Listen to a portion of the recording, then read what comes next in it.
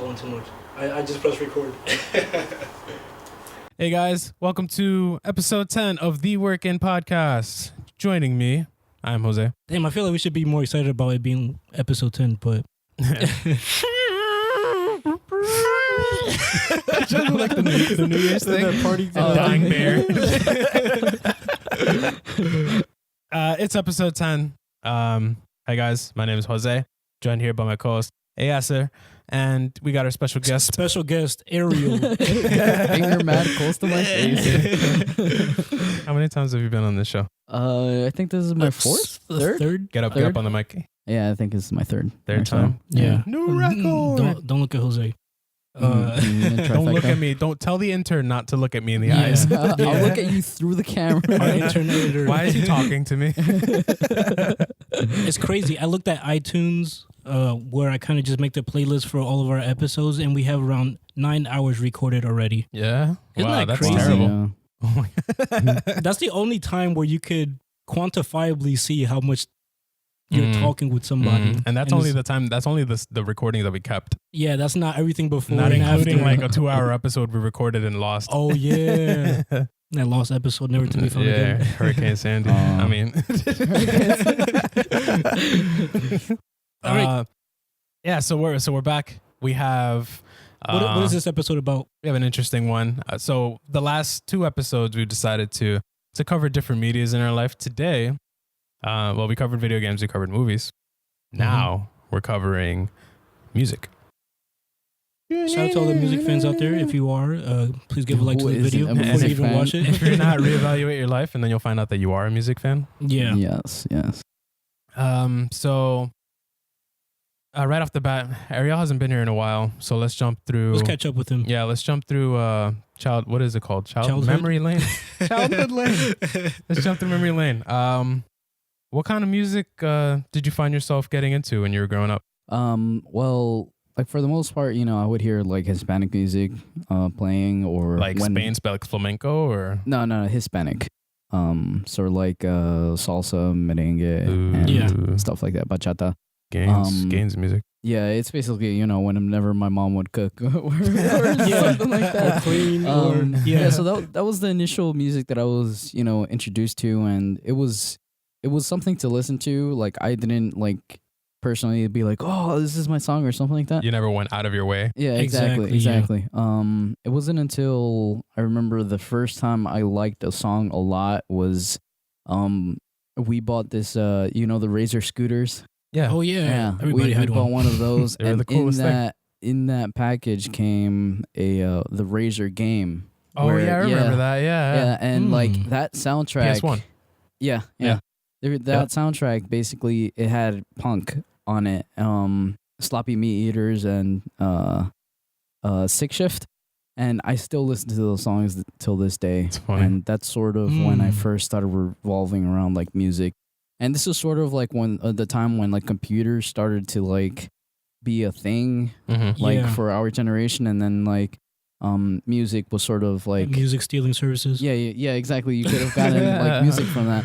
So that's sort of when I started like being interested in music, like finding what I actually liked, and it started with punk rock.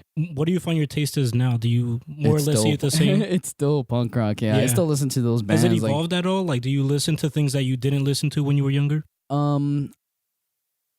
Yes, but I feel like even when I was at that age, I would still listen to the music that I listen to now. It's just that I found that music that I liked. Like I still I listen. Yeah, like you find something you liked and you stuck with it. Exactly. Like I listen to classical music, punk rock, electronic, and all that. So, it's just I always come back to punk rock. I mean, I still have those bands like Sloppy Meat Eaters and all that, and all those songs, and I still listen to them like on a daily basis, especially since I drive so much. It's just like, listen to that. Shout out to Tony Hawk Pro Skater. Whoever put the soundtrack on for that first game set the precedent for life. Yeah. Oh man, I remember finding a Spotify playlist just called Skate Punk, and it's like it puts you right into one of those games. Oh Tony wow, Hawk. nice. Yeah, they're so good. So you never felt that good listening to new kinds of music. So I imagine that when you were younger, you didn't listen to like heavy rock or metal or anything. Do you listen to anything besides punk? Like what You mentioned classical. What else? What other kind of stuff do you find yourself going out of your way to hear? I guess it stems out of like the rock sort of genre. Like classical rock I don't like that much, but like more like alternative or pop punk stuff like that. Yeah. But yeah, I mean I listen to classical like mostly piano pieces. Like Chopin Some is chopping? like my favorite. Yeah. Yeah, Chopin. Chopping wood. Yeah, Chopin is like my favorite composer, and then there's Johann Sebastian Bach, Back. and then Bach. My back is itchy. And then yeah, Beethoven, of course, but stuff like that. I think Beethoven's overrated. I don't know. I sort of like the fact that, you know, he was sort of deaf. And, you know, he came out with all these. But Moonlight Sonata, the third movement, it's just it's amazing. So fast and fierce. Okay. My history with music is probably along the same lines. I coming also from a Hispanic background. Yeah. So by the way, we all come from that kind of background, so at least like the framework for how our taste started is pretty similar. So yeah, you know, the family would put on the music when they were either cooking, cleaning, having parties or whatever. Or you spend time hanging out with other families. You know, there's just music in the background. You're hanging out in the house. I never went out of my way to listen to any of that until probably like mid high school, where I was just kind of like finding myself, I guess. Your musical taste. Yeah, and I would just go back and listen to a bunch of bachata mainly. Yeah. Yeah, that's where my affinity for bass guitar started stemming from, I think. Yeah. Oh, wow. Yeah, that bajo. But I think I've had such a weird relationship, and I explained it in one of our other episodes when I was going into my life when nobody else was paying attention to me. Yeah. Was I here? Yeah, you're right. That was when you came. Oh, and we were setting up for you, and I was telling my life story, and then you guys came through, and we started talking about garbage. Yeah. I'm sorry. Yeah. But so I found myself growing up, I listened to a lot of hip hop and rap. I was really, really into hip hop. I still kind of like go back and listen to a bunch of things now. That's kind of like one of my few roots. So like the same way punk rock or skate punk is to you, like I always find myself going back and listening to hip hop. I used to do this thing every single wintertime. I would listen to Wu-Tang Clan. For no reason. I would just be walking because you had to walk back and forth from school. So on the way to school, to the commute, I would just listen to Wu-Tang Clan for no reason, just because it made me feel good. Yeah. It's my happy music. Yeah. Cream, dollar bill. Yeah. But I've listened to lots of stuff. You know, I went from classic rock because I was working in a clothing shop and that's all they ever had on the radio for 5 years straight. Oh, that is interesting. Yeah. So it was good because I got to learn about all the hits from the 50s, 60s, 70s, 80s, and 90s. Yeah. All of those. Yeah. And then I went into rock and I got into crazy metal bands and stuff. I had a ska point for a while, which is cool. It's like punky, rock, except like with horns and stuff, which is super brass, fun. Mm-hmm. Yeah, with brass sections. And then, you know, I would kind of tiptoe back and forth between like classical, and then I would go heavy metal, and then I would bounce back to rap, and then I would go and have punk phase. And one of my favorite bands is Blink-182. And I always find that whenever I listen to them or if I hear them coming on the radio, I don't go out of my way to listen to them as much anymore. But when they do come on, like super dopamine rush for whatever reason, I just get happy and it feels good.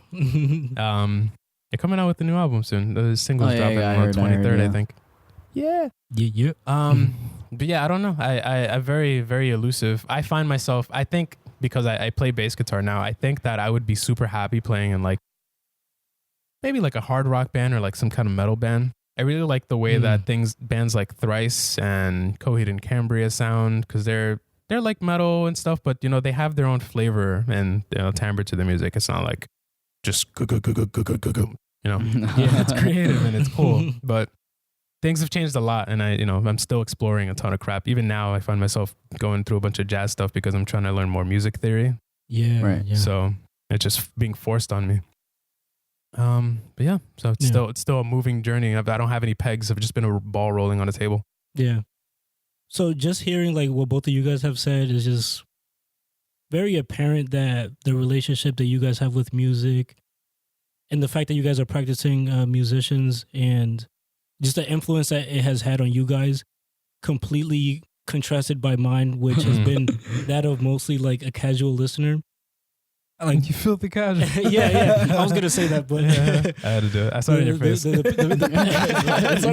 I said it. Much like you guys, I had that relationship where the parents were playing that in the background, but I didn't even explore it at that time, where I didn't even actually like it. It was just, this is just. You go to JCPenney's, you listen to whatever background music. You go to my house, then just different background music. It's not even part of like my thought process. Yeah. Did you know, like, if let's say your parents were putting something on the radio or one of their CDs, did you know a song when it came on? Like, oh yeah, this song again? Did you recognize it, or did you tune it out?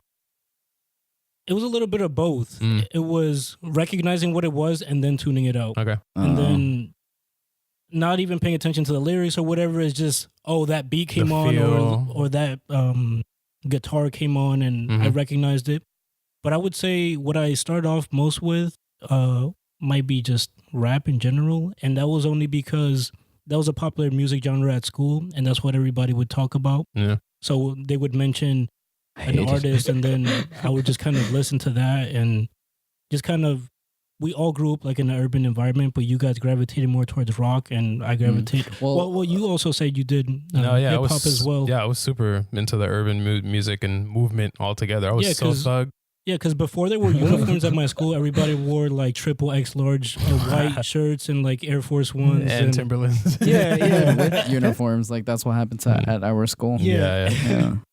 So I saw it evolve in a sense from that, and then from there it evolved into, I like a lot of, I guess, club songs. Just something that, as soon as like anything with a lot of bass is really good for me. I buy headphones specifically for bass, just so I can just rock my head. It makes it fun. It makes it fun. Without that, you wouldn't have a song. Yeah, and I think I'm biased because you play bass. There's a lot of bass is your soul. Bass bros.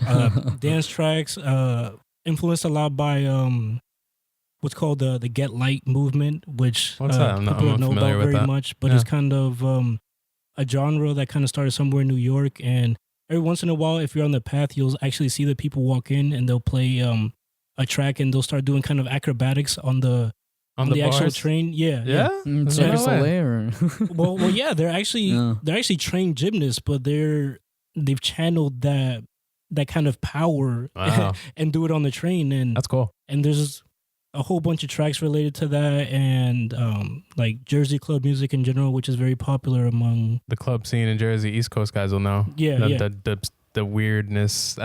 It's genre defying. It's kind of hard to put a pin on it. You can't say that like it stemmed from disco or something like that. And there's like a lot of influence, because a popular genre was also like Baltimore club music. So even though it's kind of just club music with each region, there's a lot of differences between them, and then the dances associated with them are just kind of crazy. It's just kind of, it's all samples, which is goes back to kind of like hip hop in general. And remixing and stuff. And I like it because there's no emphasis in even real dance steps. It's just kind of a pure expression of just freestyling on the floor and just doing something crazy. Just having, because one of the popular things to do in that kind of in the Get Light movement is to form like a cipher, which is just a circle around people, and just with a simple clap that just goes, like just, that's how it started off, with just like the clapping, like clap, clap, clap, clap. And just people going, just doing crazy stuff. Instant hype. Yeah. And then when I study, that's where I found myself looking for more classical stuff, just because of stuff that everybody reads on and sees. Classical music helps with this and that. Right. And I ended up just liking it in general. And then more recently, it's weird. It's changed a lot because I'm more influenced by music that my nieces listen to. And now my music taste is that of teenage girls. So I find myself listening to a lot more Justin Bieber and my baby T Swift. Yeah, like Taylor Swift and Selena Gomez and stuff. So so I don't know, it's all over the place. Top 40s. Yeah, exactly. That works. Yeah. Well, so going back to what you mentioned before with the guys in the Get Light movement, is that what you called it? So these people are light feet. Yeah.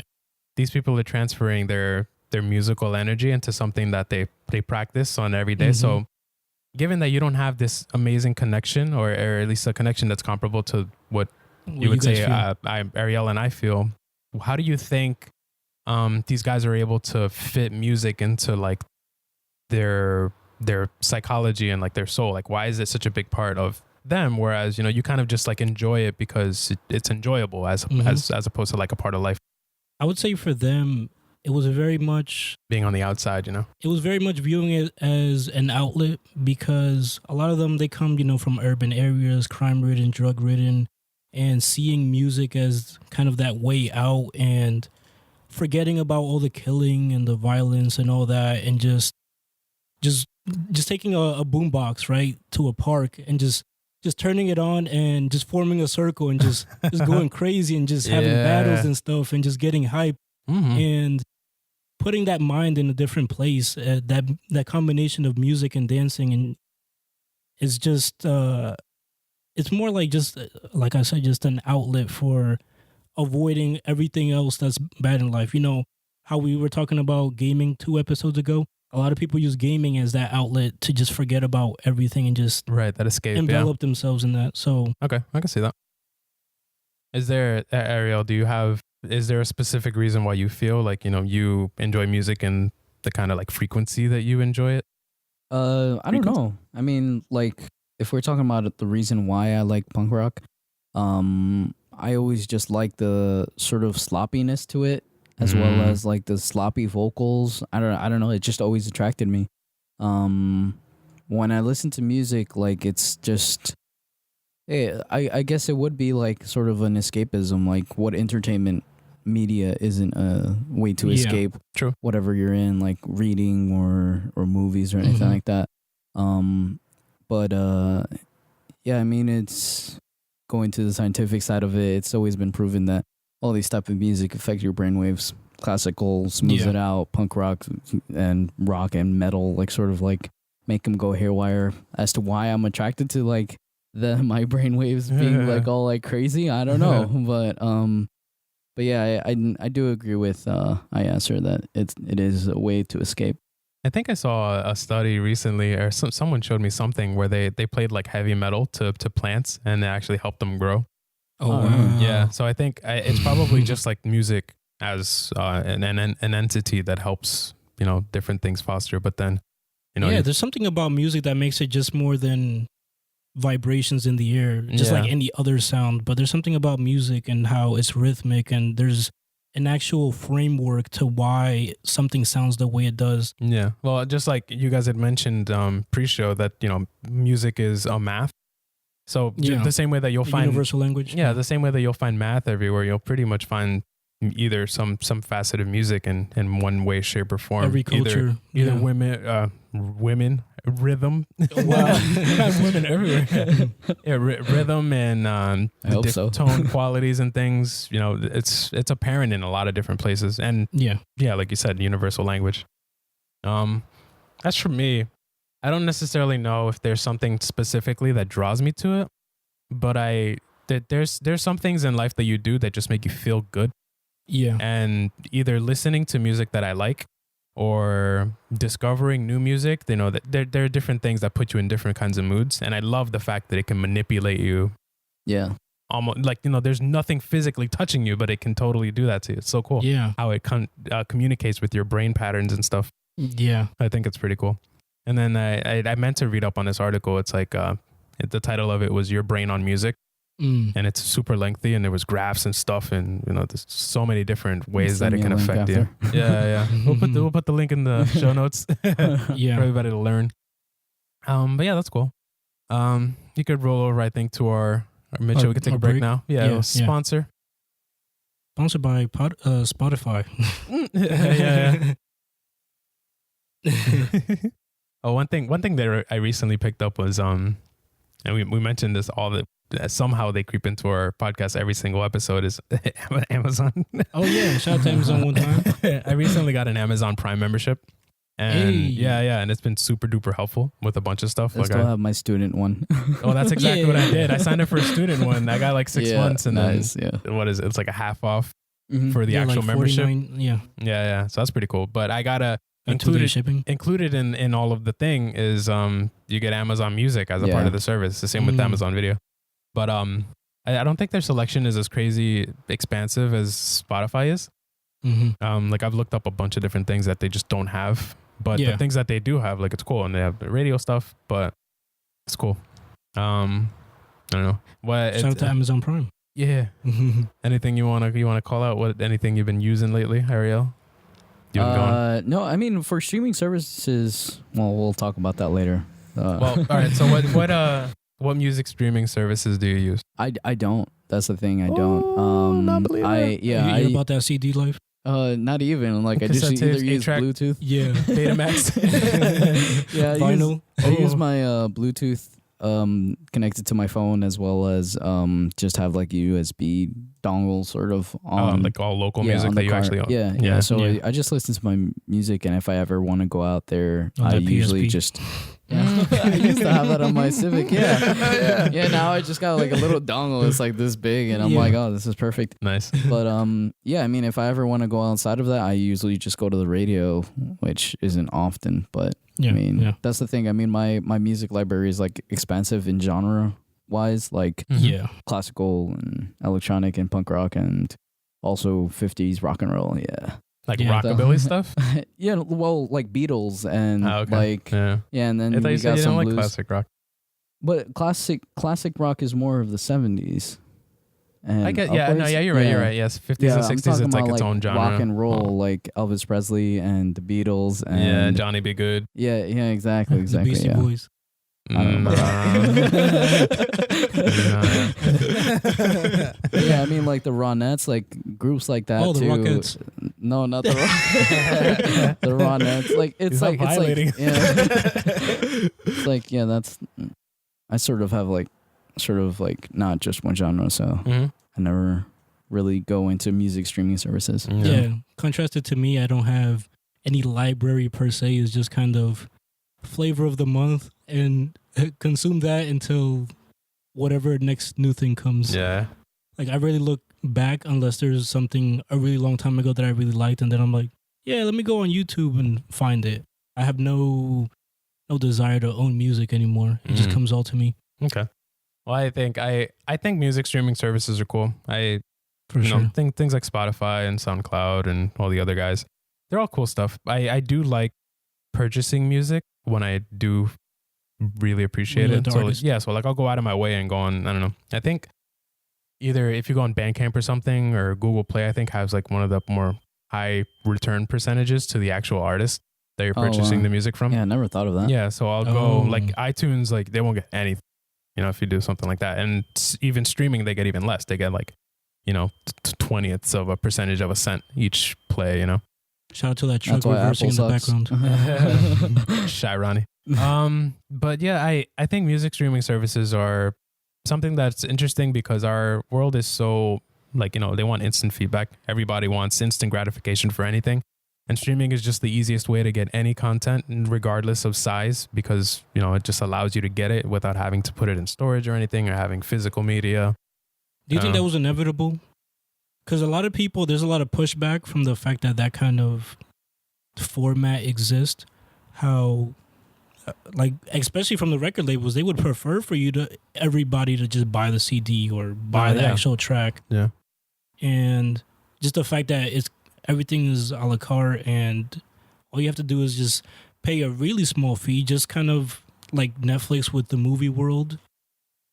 Spotify with music is just, you can either pay or not pay. Either way, you're getting professionally produced tracks with really nice, great quality, awesome quality that you can come to expect and have it accessible anywhere. Mm-hmm.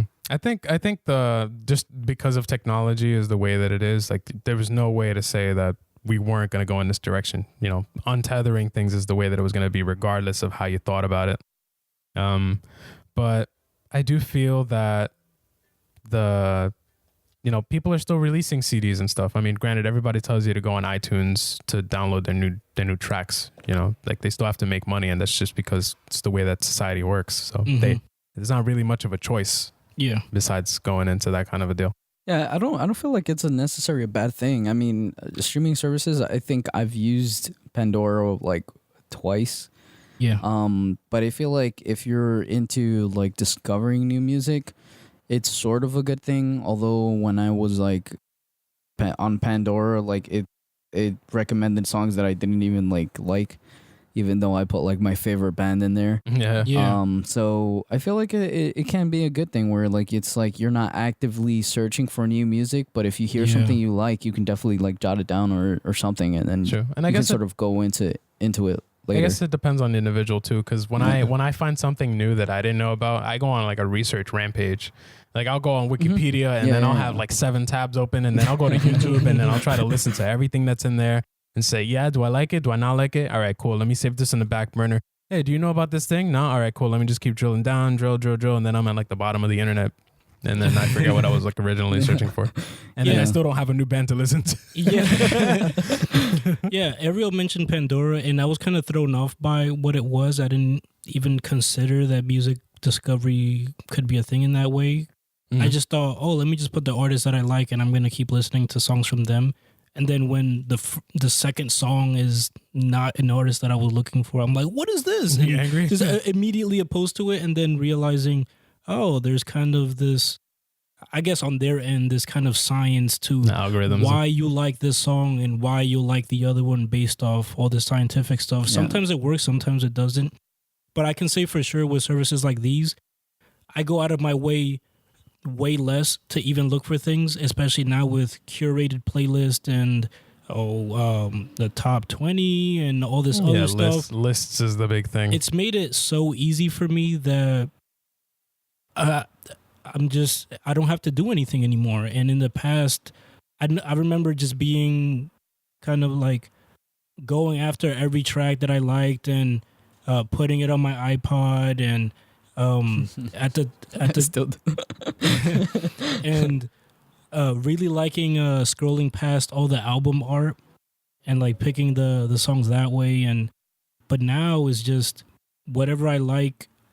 In the past, I thought I was gonna have this obsession with, I want to build up a library. This is gonna define my musical taste. Like in the past, on those days of school where nobody really does anything, you guys could like trade iPods and just be like, oh, this is everything you listen to. And sometimes you might find that you guys like the same thing, or you almost get a view into like their world in regards to the kind of music they like.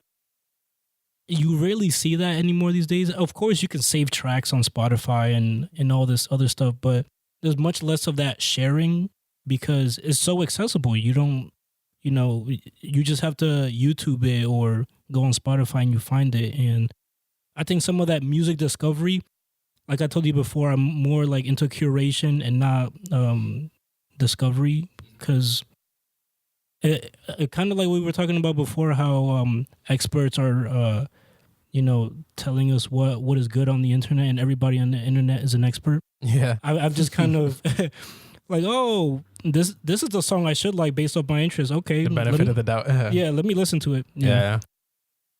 I think that having the playlist is a cool idea, and I know some people that go crazy for like creating playlists for specific occasions, and like they'll share it to all their friends. They're like, oh yeah, check out my playlist. Like it's almost like a rite of passage for some people. Some people really get off on that kind of stuff, and I'm not really into that because I have my own tastes.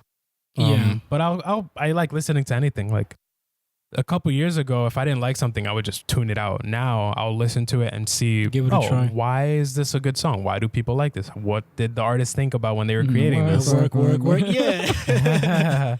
Yeah, giving it a chance, it helps a lot. But I still find myself going and research is a big part of my soul. So I'll just find, if I'm listening to a playlist and I find that one song, that band's going to be in my browser, and so is 700 other tabs. That's the band and all the bands that they've played with, their festivals, other bands that were at that festival. Who opened for them, who closed for them. Exactly, yeah. And I found numerous great acts that, just because of it, because I took the extra steps to do it. Yeah. Why? I don't know. Crazy. Whatever. No, I actually do the same thing. Like when I hear a song that I really like, I just like get the whole album. And then like keep it on like wherever, like my phone or my USB or something like that. Just keep it on and listen to it as it shuffles through like my music as well. And I usually give it like 2 weeks or so. Because there might be a day where I don't like this song, but then I listen to it again or the third time, and then I'm like, I like it. Like, let me just keep it on here. Yeah, that's actually a good point, because many times I find that when I first hear a song, my first impression of it is, it's all right, you know, the generic kind of response. But then I'll see it in something like a show or where they're dancing along with the music, and I'm like, "Oh, this song is great!" That's why I like Justin Bieber. That's a YouTube choreography thing, and I was like, "They're going in." Yeah. It was good. I think it's all about the delivery. Yeah. Well, so you said you listen to tracks on shuffle. I like to listen if I do download an album. I listen to it sequentially, and then I'll root out records like or tracks that I don't like from it that way. I need to try that. I feel like there's something natural about track orders in specific albums. Some albums do it great. Some albums have a bad job at doing it, and it could like make or break sometimes. Yeah, I think if I did that, I would find more songs that I like for the most part. If they're not the top song, it's invisible to me. Yeah. And recently, the last 3 tracks usually are no one's listening to. Yeah. And recently I've started to do that more, and I'm like, oh, this song has way less views than it should on YouTube or whatever. The song is great. How come nobody's listening to it? This should be the single. It's not on the radio, yo. Yeah, exactly. Yeah, that was my idea. Yeah, but this is cool. We covered a bit. Yeah. So I think we could bring this one in for a landing. Yeah. So this wraps episode 10 of the Working Podcast. Chill. Thank you to our special guest, Ariel, for coming. Thank you, Jose, for letting us be in your house. Hey, my crib. And so we'll see you guys. Oh, yeah, we got more furniture. Oh, yeah. Oh, I wish you guys would have saw the other side. The gain station. We're going to have to put like a tour of it on Nah, I don't want people to know my house like that. They already know That's enough my neighbor. about me. I look through his window every day. That being said, check us out on our social media handles, Twitter, Facebook, Instagram, links everywhere in the description. Do you put those up? Because I'm usually all the time. You do? Okay. Are you sure? Because I checked one time and you didn't. It's there. Shots fired. It's there. It might have been on my mobile. Annotations don't come up. Talking about like social media, like how many people like actually watch this? Because like I think too many. Yeah, we have so many viewers. Dude. Yeah, we need to gear down. We need to do less content. We had to get a load balancer on the website. Because initially, like I was like, oh, this is just a cool hobby that they're doing, and then like I started seeing you guys on like Instagram and stuff, and like people just like liking like random people liking thing, and I'm like, that's great. What's happening? That's what we want. We actually want more random people than people in our lives. Yeah. Exposure is nice. But yeah, hit us up on social medias, Instagram at WIPcast, Twitter at WIPcast_radio. Send us some questions on WIPcast_radio at gmail.com. Go on anything and hashtag Ask WIPcast. Throw some questions up. We'll answer them on the cast. All right. And we could wrap it up. All right, so we'll see you guys on the next one. Peace. Later. On it was Crash Bandicoot, Gran Turismo, Spyro the Dragon, this medieval game like the skull medieval guy. With the skull guy. Yeah, or whatever. Like don't be Batman anymore. And he's like, do you bleed? You will. And it was like, oh man, that was so tough. Like, he's not scared of anybody.